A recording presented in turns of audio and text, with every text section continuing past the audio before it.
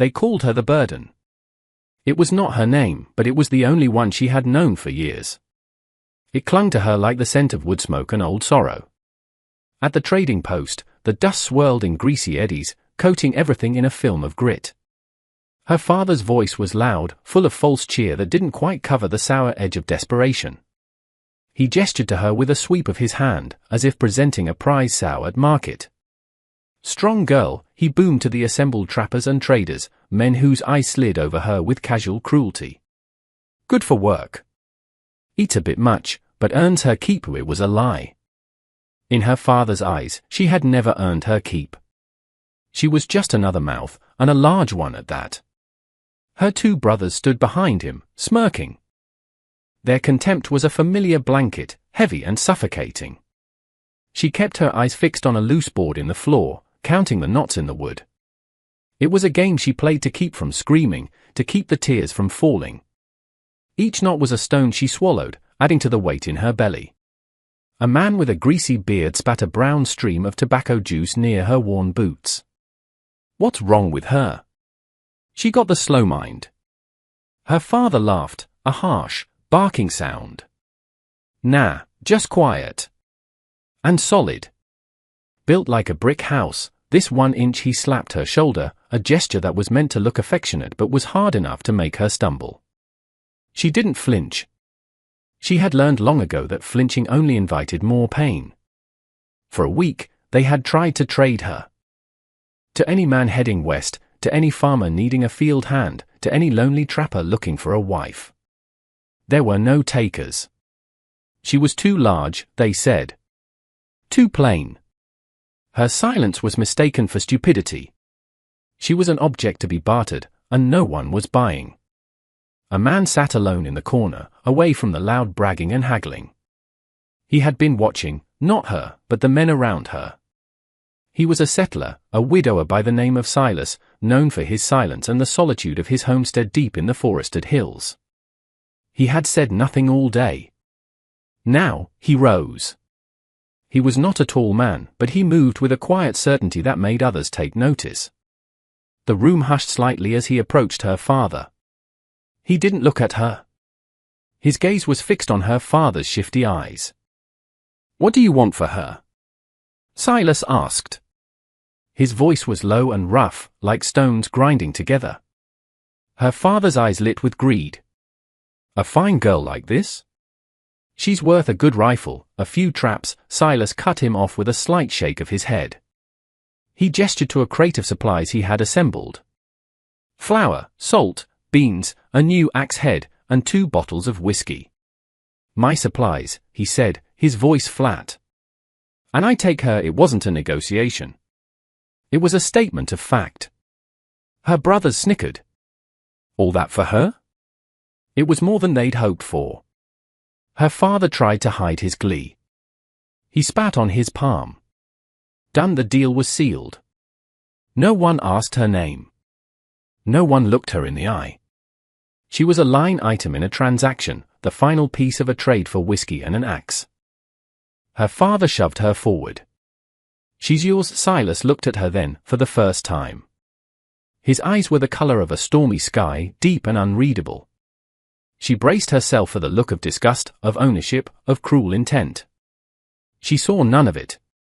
He simply looked at her, a long, steady gaze that seemed to pass right through the layers of dirt and shame and see something deeper inside.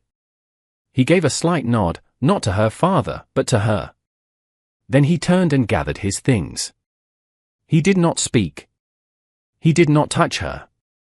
He simply started walking toward the door, expecting her to follow. For a moment, she was frozen. The trading post, with all its familiar cruelty, was the only world she knew. The man walking away was a stranger, the wilderness he was headed for, an unknown terror. But then her brother gave her a rough shove. Go on, you fat cow. You belong to him now. That shove was the only farewell she received. She took one last look at the men who were her blood, already opening one of the whiskey bottles, their laughter echoing behind her. Then she turned her back on them and followed the silent man into the vast, unforgiving frontier, a burden traded for a pittance, a ghost leaving a life that was never truly hers. The journey was a silent one. The world shrank to the rhythmic plodding of the mule's hooves and the steady, quiet presence of the man walking beside it. Silas had placed her on the animal, loading their few supplies around her. He himself walked, his stride long and even, never seeming to tire. He had not spoken a single word to her since leaving the trading post. The silence was a heavy thing at first, thick with her fear and uncertainty. She expected him to command her, to mock her, to treat her with the same casual brutality she had always known. Every time he stopped, her body tensed, waiting for a blow or a harsh command. But it never came. When they paused to eat, he would hand her a piece of dried jerky and a biscuit, the exact same portion he took for himself. He would gesture for her to drink from the water skin first. At night, he laid out 2 bedrolls on opposite sides of the small fire. He gave her the thicker one, the one made of wool, while he took the thinner, worn canvas for himself. He never tried to touch her. He rarely even looked at her directly. His gaze was always on the trail ahead, on the trees, on the sky, as if reading a language she did not understand. In the oppressive world of men she had known, a man's attention was a dangerous thing. It meant he wanted something from you, something he would take by force if necessary. Silas's lack of attention was a strange and unsettling gift. It was a form of respect she had never been shown. It was as if he were giving her space to simply exist, to breathe without fear of judgment or violation. She watched him from beneath her lashes. He was a man of immense capability. He moved through the wilderness with an easy confidence, reading tracks in the dirt, identifying birds by their calls, finding clean water where she saw only mud. His hands, though calloused and rough, were deft and sure as he set a snare or sharpened his knife. He was self-contained, a world unto himself. He did not need her. This was the most terrifying and liberating thought she had ever had. Her family had always defined her by her use, or lack thereof. She was a useless mouth to feed, a burden to be carried. This man, however, seemed to require nothing from her. He had taken her on, but for what purpose? The question echoed in the silent chambers of her heart. Was this some crueler game? A longer, slower path to the same inevitable pain? One evening, a cold rain began to fall. He quickly built a lean-to against a rock outcropping, using his own oilskin tarp. It was small, barely large enough for one person to lie down comfortably. He gestured for her to get inside, out of the rain. She hesitated, looking from the small shelter to the darkening, rain-soaked woods. He waited, his expression unreadable in the failing light. When she didn't move, he simply took his bedroll, placed it under the driest part of the overhang, and then took his own seat by the fire, pulling his hat low and letting the rain slick down his back. He was giving her the shelter. All of it. Without a word. Slowly, cautiously, she crawled inside. She lay there, dry and relatively warm, listening to the hiss of the rain on the fire and the steady sound of his breathing just a few feet away. For the first time in her life, she felt a flicker of something other than fear. It was a fragile, tentative thing, like a winter sprout pushing through frozen ground. It was the first inkling of trust. She did not know his destination, and she did not know his intent, but she knew that this silent, stoic man had shown her more kindness in 3 days than her own family had shown her in a lifetime. His cabin was small, nestled in a clearing carved from the heart of a dense pine forest. It was built of sturdy, hand-hewn logs, with a stone chimney and a roof of packed earth and sod. Smoke curled from the chimney, a thin, grey ribbon against the vast blue sky. It looked solid. It looked safe. When they arrived, Silas slid the packs from the mule and then, for the first time, gestured for her to dismount. He led her to the door and pushed it open. The inside was sparse but impeccably clean. A single room held a rough-hewn table, 2 chairs, a stone fireplace, and a bed built into one corner. But on the other side of the room, a thick blanket was hung, partitioning off a small alcove. He pointed toward it. "Yours," he said.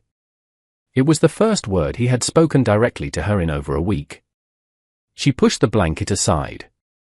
Behind it was a small cot with a fresh mattress stuffed with straw and a clean, folded quilt.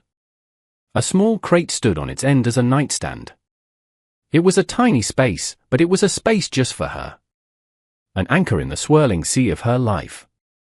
She had never had a door to close, a space that belonged only to her. A blanket was almost as good. As she stood there, overwhelmed, he placed a small, neatly folded pile on the cot. It was a dress. Not new, but clean and mended, made of soft, faded blue calico. It was simple, sturdy, and generously cut. He had thought of her. He had prepared for her. He left her there, behind the curtain, and she heard the sounds of him unpacking, stoking the fire, the quiet, efficient noises of a man at home in his world. She slowly shed the filthy, ragged dress she had worn for weeks, the uniform of her shame. She washed herself with the basin of warm water he had left for her and put on the blue dress. It fit. She felt, not beautiful, not yet. But she felt clean. She felt human. The days fell into a rhythm, as steady and quiet as Silas himself. He would rise before the sun, and the smell of coffee and frying bacon would wake her. They ate their meals in silence at the small table. He would nod to her, then leave for the day to hunt or check his trap lines or clear more land. She was left with the cabin. At first, she did not know what to do. No one gave her orders. No one watched her with critical eyes. Hesitantly, she began to make the space her own. She swept the floor, washed their few dishes, and tended the small, struggling garden patch behind the cabin. She found his mending basket, full of torn shirts and socks, and her needle flew, making small, neat stitches that were nearly invisible. She was a good seamstress. No one had ever told her that. She found a satisfaction in the work, in making something whole again. She was good with her hands. She discovered this about herself in the quiet solitude of the cabin. Weeks turned into months. Winter came, blanketing the world in a profound silence. They were isolated, just the two of them in a world of white. The silence between them changed. It was no longer empty or awkward. It became a shared space, a comfortable quiet filled with unspoken understanding. One evening, as she sat by the fire, mending one of his gloves, he got up and returned from his workbench. He placed a small block of soft pine wood and his own whittling knife on the table in front of her. He said nothing. He simply sat back down and watched the fire. It was an offering. An invitation. Her hands trembled as she picked up the knife and the wood. She had never been allowed to use a knife for anything but peeling potatoes. She thought of the birds she watched every day at the edge of the clearing, the small, feisty sparrows that survived the harshest winters. She began to carve. The wood peeled away in thin curls, and slowly, a shape emerged. It wasn't perfect. It was a little clumsy, a little rough. But it was unmistakably a bird. A small, fat sparrow, its head cocked as if listening. When she was done, she set it on the table, her heart pounding. Silas leaned forward. He picked it up, turning it over and over in his large, calloused hands. He ran his thumb over its smooth, carved belly. He did not smile, but the corner of his mouth twitched. He stood and placed her carving on the center of the mantelpiece, giving it the place of honor. He had seen her. He had seen the small, sturdy, resilient thing she had created, and he had valued it. After that, he often left wood for her. Her flock of wooden birds grew on the mantel. A hawk, a wren, a bluebird. Each one a piece of her soul, given form. One day, he returned not with wood, but with a piece of smoothed antler. He handed it to her. She spent a week carving it, her most intricate work yet. A comb. Strong and fine-toothed, with a handle carved into the shape of a feather.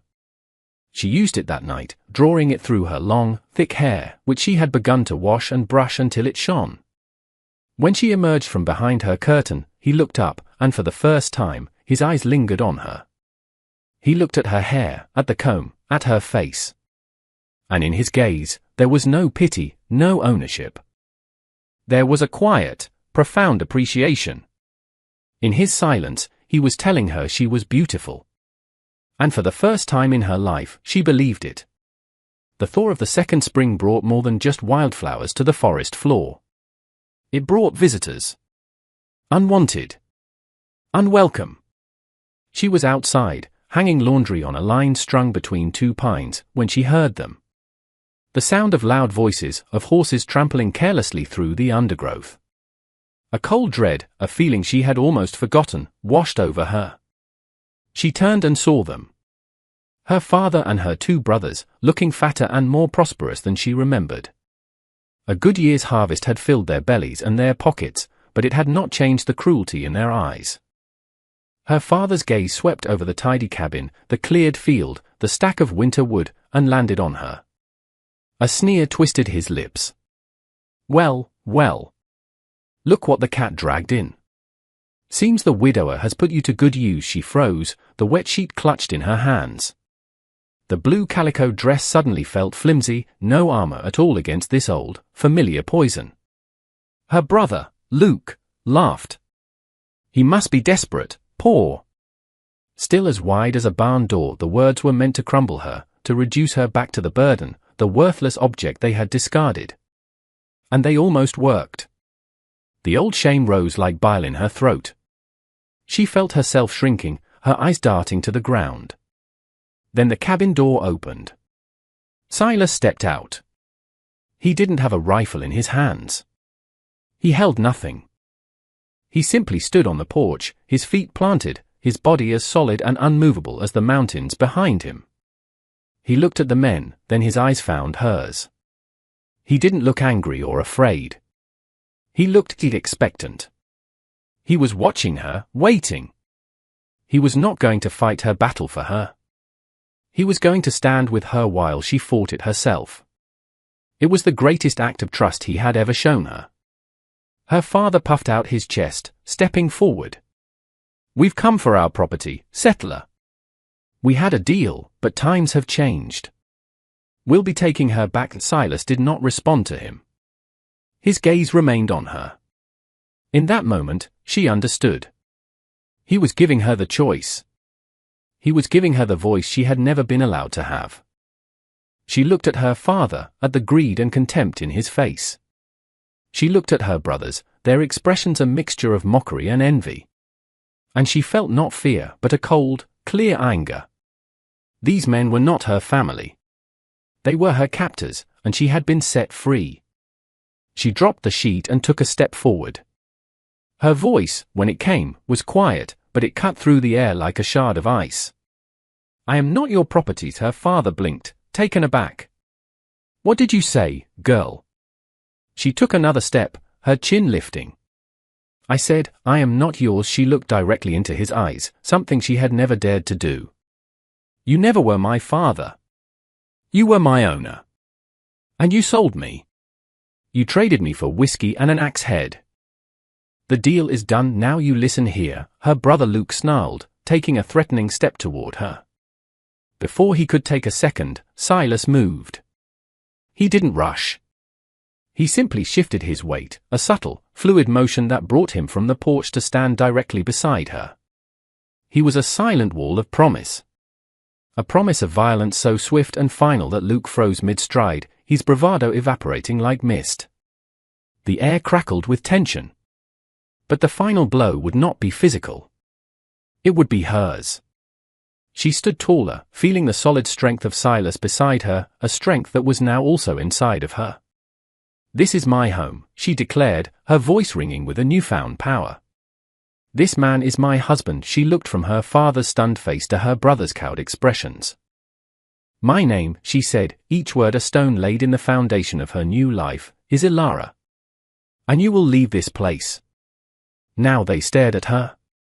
They saw not the burden, not the meek, shuffling creature they had sold. They saw a woman. Strong. Unbreakable. A stranger. Her father opened his mouth, then closed it again. There was nothing left to say. There was no purchase to be found here. With muttered curses, they turned, mounted their horses, and rode away, their loud departure a pathetic attempt to reclaim the power they had just lost. They vanished back into the trees, and the forest fell silent again. The only sound was the gentle breeze whispering through the pines. Elara stood, trembling, not with fear, but with the aftershock of her own strength. Then, she felt a hand on her shoulder. It was Silas. His touch was warm, firm, grounding. It said everything he never could with words. You are safe. You are strong. You are home. A gentle snow was falling outside, each flake a soft kiss on the window pane. Inside the cabin, the fire crackled, casting a warm, golden glow on the room that was now unequivocally a home. The mantelpiece was crowded with her small, carved birds, a silent flock that had witnessed her transformation. In the corner, a cradle, also carved by Silas's hands, rocked gently. Elara sat in a rocking chair, a quilt over her lap, a book open in her hands. Her belly was round with their first child. She was no longer just the woman who cooked and cleaned, she was the heart of this small world. She had filled the cabin with not just order, but with life.